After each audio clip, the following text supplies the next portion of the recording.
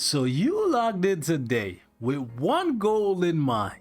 I gotta get through my dailies as quickly as possible. I gotta run my War Boss Legend. I gotta farm up some crafting cubes in Giant Boss Raid. Man, I gotta do a little bit of timeline, maybe do some Shadowland, do some ABX and some DRX, and then get the hell out of Dodge. So many things to do in the game, so little time. But out of nowhere, like a blessing from the gods, you have yourself a monumental decision on your hands. These guys are not playing, boys. Like, it's the gift that keeps on giving and giving and giving and giving more still. Oh my goodness. You have the equivalent of a tier 3 selector staring you in the face, and just like that, you have to make like one of your biggest decisions ever, especially if you are free to play. Man, shout out to the Future Fight team. I'm telling you, they're killing it with this anniversary, and that's why I've been spending so much on the game lately, man. So I'm wailing, but wailing with purpose. You feel me? I'm wailing with purpose. And if you ever wanted to wail on this game, man, now is the time. I know they're giving you a bunch of free stuff, but realistically, you should show them that you appreciate the free stuff by giving them a couple dollars as well, so they know that updates like this, man, when they give to us, we give to them. You feel me? Absolutely amazing. So shout out to the Future Fight team. Mwah! Chef's kiss, boys. Let's talk about it. We have a potential character selector here. You have 10 options. You have 2 great ones, and then you have like a couple in between that are like top tier or like really useful for certain pieces of content, and then you have a couple that's just pure garbage. Now keep in mind that every character that can be transcended or tier 3'd has value. Every single one of them. Besides just the whole, oh, you can use them in Shadowland and then you can get a token from having them, because you know the Shadowland and random boxes, you can't rely on those rewards. However, what you can rely on, my friends, is story mode fragment farming, right? Because every single one of these characters, you put them on the team, you go in here and you get a 25% chance of getting a fragment. Every single one gives you an additional 25%. That is absolutely fantastic. And some of these fragments, when you combine them, they give you some stellar rewards. So Odin's blessings for this one, for going against God. Over here, you have premium cards available to you. Sure, you might not get the premium cards, but the worst case scenario is you get a 5-star card, a 6-star card, or a premium card, and then you have tier 3 match there, bro. Like, let me just pop one just to show you. Just like that. That's a 6-star card. Every single character that can be transcended has value. However, you should go for the ones that offer your roster the most value first, and then work down from there. So considering the fact that I have 7 out of 10 of these characters already transcended, I want to share my thoughts on them and help you make an informed decision. So let's get it, man. Number 10 on this list, the worst one, the last one you should transcend in the current state of the game, is a character that I truly love, and it pains me to put her so low, but it is what it is. That's actually Elsa Bloodstone. You can get a couple things out of Elsa. You can get Shadowland clear out of her. You can get a fragment, a 25% chance of getting a fragment from story mode, or you can use her as a leadership for War Boss Legend, because we don't have that many leaderships, so you can use her. Besides that, not much else. The problem with Elsa Bloodstone is not that her like awaken skill is weak or nothing like that.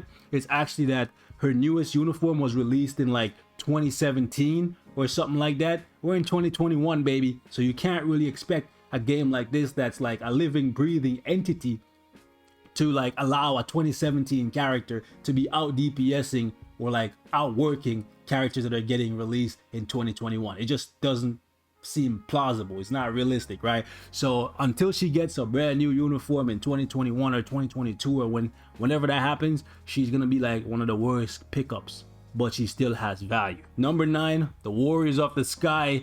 I've just basically left this guy behind, and so have I.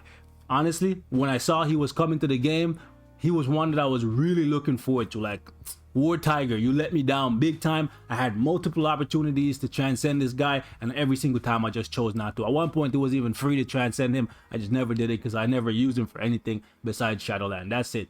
For new players, getting this guy at level 60 is actually pretty good, because he has a heal kind of like Wolverine, and then he has decent damage, and his skills they're not too bad, but like to transcend him, that's a big investment.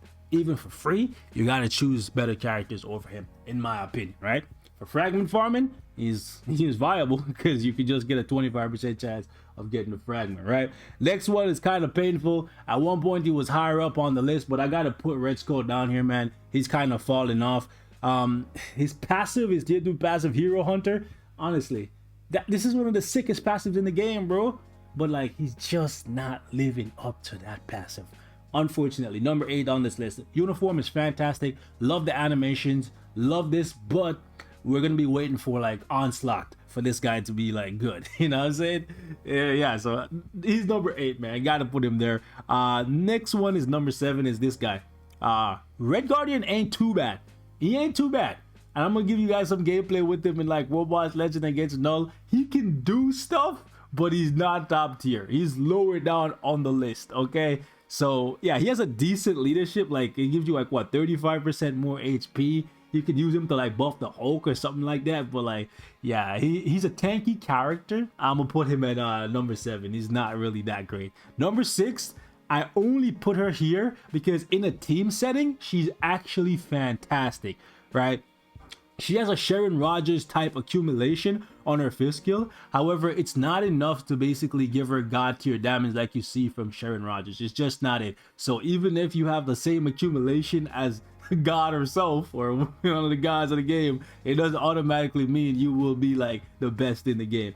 Don't get it twisted. She's actually really good. As a level 60 character, she's great for new players. I have her on my free-to-play account, but I will not choose her from the selector because her value is more so for Alliance Conquest because of the shield shell, right? This thing right here giving you 25% damage reduction and 50% all defense in a team setting for Alliance Conquest. It's fantastic because you can basically set up a team with the Warriors of the Sky that is basically unbeatable, like without you using your own set of Warriors of the Sky, right? Because you go in with Blue Dragon and then you give yourself 65% all attack plus debuff removal. So if they try to stun you or whatever, you just remove that, plus you have 65% more attack. And then you go in with this clown right here, which is only good for his 4-star passive, which basically allows Sunbird, Blue Dragon, and Shadow Shell to revive at 50% of their max HP after they die. So these guys, they're actually really annoying to face in Conquest because they'll pop off their Awaken skill and then they'll die. And then when you die, you reset the cooldown time on your Awaken skill, so they just come back and then they spam it again. They can actually wipe out teams with Sentry. They can wipe out teams with Null, Mephisto, Silver Surfer, Jean Grey. You put those 3 characters together, it's a nasty combination. Number 5, I gotta put Amadeus Cho. It was between Cho and let me just bring up everybody. It was between Cho and Dr. Octopus, but I decided to put Cho at number 5 just because of the fact that Dr. Octopus, you can use him in squad battle and he's one of the best. Him, Bullseye, and Spider-Gwen, they're the top 3 for the speed villain for the high end. So I gotta put Amadeus Cho at number 5. He's actually pretty good with the damage accumulation, the attack buffs. His damage is alright. I think a lot of people underestimate him, but I personally like my Amadeus Cho. Number 4, Dr. Octopus, mainly for squad battle, right? He's actually pretty good. You can use him in ABX if you don't have better options, but yeah, overall his main purpose is he's meta for squad battle. Number 3 is my next character to be transcended, and the reason why I'm not choosing her from the selector is I already have her at gear 25, right? I already have her ready to be transcended, so I wouldn't be getting much out of choosing her from the selector. Gwen is very much so underrated in my opinion. I think she has fantastic damage and she has accumulation here to boot. Is just absolutely amazing. I love her animations. I'm sad it's taken me this long to get her up, but I'm getting back into this, I'm getting back into the swing of things, boys. Number 2 on the list, in my opinion, is Medusa. Medusa, let down your hair, Medusa. Medusa is just absolutely amazing to me because of the fact that you can use her as a leader, you can use her as a support, and overall as a DPS, she is fantastic. She's a super safe character with multiple iframes, damage immunity, and healing. She also has a massive attack buff on her 3rd skill, 70% all attack, and the defense is just absolutely mental, right? So super easy character to build. I absolutely love my Medusa. I have a rage on her. I was thinking about swapping over to an energy, but I have way more rages than energy these days, so we'll have to see about that. Last but definitely not least, Mr. Sir, the great legend, God himself, Moon Knight.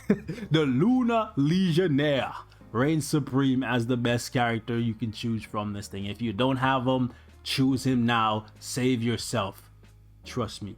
On my free-to-play account, I'm thinking whether or not I should choose Moon Knight. Not because Moon Knight is not great. It's because I already have Moon Knight at level 60. Well, I have him at like 6-star, like level 55 or something. So I was going to get him to level 60 today. But the fact that I can choose Medusa, who's not even leveled up yet, or I can choose Moon Knight. It's a tough choice, man. It's a tough choice. I know you guys probably think I'm crazy, but I'm trying to get the most value as possible out of the selector. So let me know what you guys think I should do. Just go for Moon Knight and just say, you know what, bite the bullet. It's only a couple bios, and then we already have like a god. Yeah, I think that's what I'm gonna do. I think that's what I'm gonna do, man. I'm gonna choose Moon Knight for my my free-to-play account, and then on my world account here, we'll choose Elsa. Cause like this guy's already at level 70. Makes no sense. I should have gotten his gears when it was free, but I didn't really care. Anyways, point is, guys, these characters all have value for something in the game. So choose the one that you think you can benefit from the most. Moon Knight is gonna give you the ultimate value for War Boss, Legend, ABX, and everything in between. And then Elsa is gonna offer you the least.